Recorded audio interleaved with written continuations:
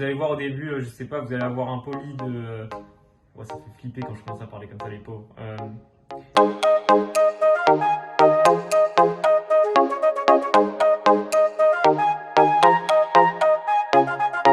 Qui es-tu? Bonjour à tous, moi c'est Sacha Borgel, je suis actuellement en deuxième année de médecine à l'Université de Paris, donc ça résulte de la fusion de Descartes et Diderot.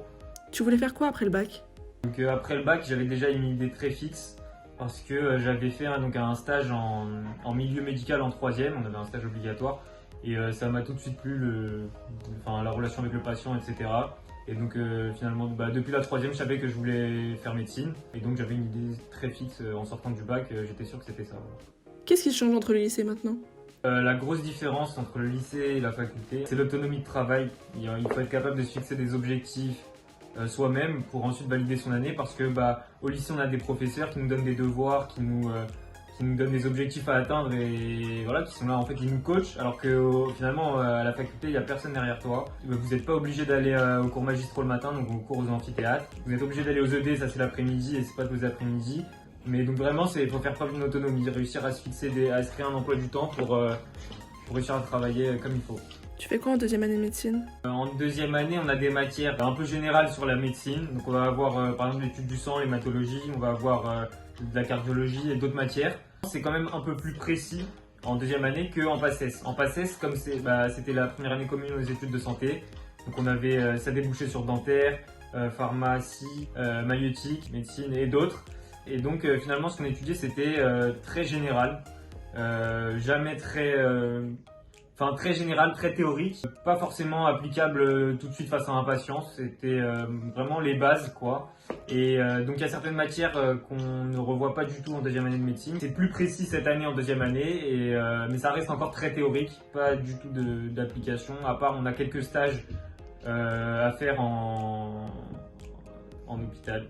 C'est quoi la réforme de la PACES? Donc moi ce que j'avais passé c'était la PACES One, donc c'est-à-dire qu'on n'était plus que entre primants, c'est-à-dire que avant la PACES One, on avait la PACES classique où on avait des doublants qui étaient mélangés avec des primants, c'est-à-dire qu'on avait la possibilité de redoubler une fois notre PACES pour ensuite retenter sa chance. Du coup ce qui était un peu dommage c'est que finalement je sais pas, peut-être 90% des places elles étaient prises par les doublants et vraiment les primants qui arrivaient c'était des génies quoi. Moi, j'ai trouvé ça super bien le système qu'ils ont mis en place avec que les primants. Du coup, ça nous économisait entre guillemets une année puisque plus obligé de redoubler quoi. Enfin, on pouvait plus redoubler tout simplement. Du coup, après mon année et la réforme qu'il y a eu avec la PACES One, ils ont mis encore en place une autre réforme, la PACES et la LAS. Ça me concerne pas trop, donc je pourrais pas trop vous renseigner, mais je vous laisse vous renseigner sur internet, il y a tout ce qu'il vous faut. Comment ça se passe à la fac?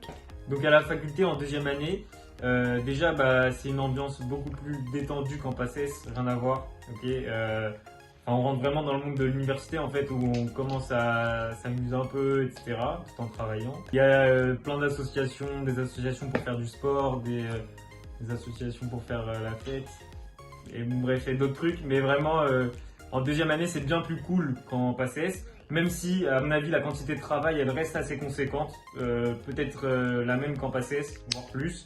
Mais comme il ne s'agit plus d'un concours, il suffit d'avoir 10 dans chaque matière. Au final, le travail à donner, il est moins conséquent qu'en PACES. Qu'est-ce que tu aimes ou n'aimes pas? Ce qu'il y a de pas mal et qui change beaucoup par rapport à la PACES, c'est qu'on peut mettre un peu en œuvre ce qu'on a appris, même si c'est très limité. En vrai, nous, à notre échelle, on ne sert pas à grand-chose à l'hôpital, mais on a des stages. Et ça nous permet en fait de rentrer dans le monde un peu de l'hôpital, de voir comment ça se déroule, comment ça s'organise. Et c'est vraiment pas mal en deuxième année. C'est quoi les débouchés professionnels? Après le parcours de médecine qui est assez long, on a tout simplement toutes les professions de médecine, donc ça peut aller de cardiologue à chirurgien plastique, chirurgien cardiaque, neurochirurgien. Vraiment c'est dans le monde de la médecine mais assez vaste finalement parce que on a des spécialités dans chaque domaine. Tu as une idée de projet professionnel? Moi je me suis inscrit en médecine sans trop savoir. J'ai des trucs qui m'intéressent plus que d'autres, le cerveau notamment.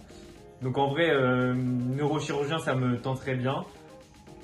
Quelque chose comme ça, je sais pas du tout encore, j'ai pas d'idée fixe et je me suis dit que je verrais au fil de mes stages. Comment on entre en médecine? En ce qui me concerne, c'était la PACES, donc très simple via Parcoursup, on postulait et puis on recevait les acceptations. Maintenant avec les réformes PACES et LAS, Donc ça se fait toujours via Parcoursup. Il faut s'inscrire dans la voie PASS ou la voie LAS. Et ensuite, une fois qu'on sera dans ces voies-là, on aura la possibilité de postuler pour entrer en deuxième année de médecine, en deuxième année de dentaire, etc.